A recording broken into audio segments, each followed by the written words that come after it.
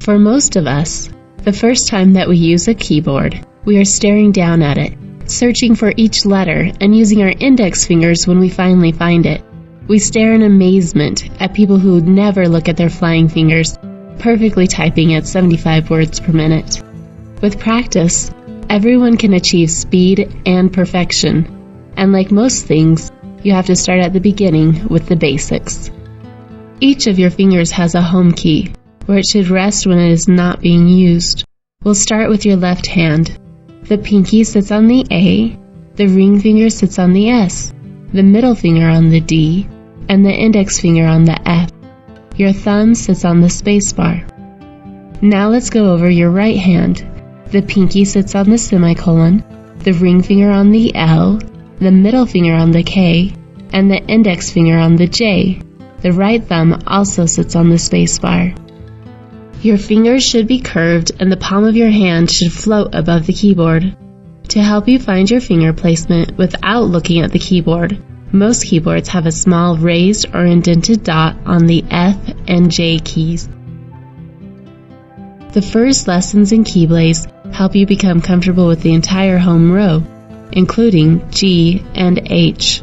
You will use your left index finger for G and your right index finger for H. Instead of staring at your keyboard, trying to remember which finger is on which key, look at the keyboard on the screen. The key will light up in blue, and the hand will show you which finger you should use. If you make a mistake, no problem. Keyblaze highlights the backspace key and demonstrates that you should use your right pinky to erase the mistake and try again. Once you complete the lesson, you have the option to repeat the exercise, start the next exercise, or skip an exercise. For new users, we recommend doing each exercise until you are completely comfortable.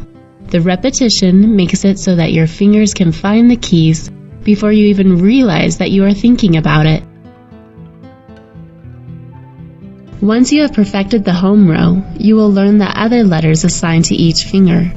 The colored zones in this image show you which keys belong to which finger. You probably noticed that you have two options for the space bar. Use the thumb of the opposite hand used to type the last letter of a word to press the space bar. For example, if you are typing the word hand, you used your left middle finger to type the D. In this case, use your right thumb to type a space after the word. As you are learning, remember to focus on accuracy. Speed will naturally increase as you become confident with your hand placement.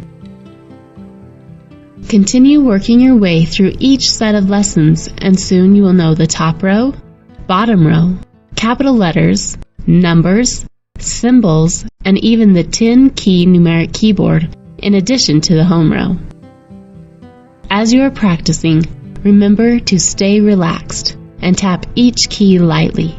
Tensing your arms, wrists, or fingers is exhausting and will slow you down. Excessive force is not only destructive to your keyboard, but will also slow you down.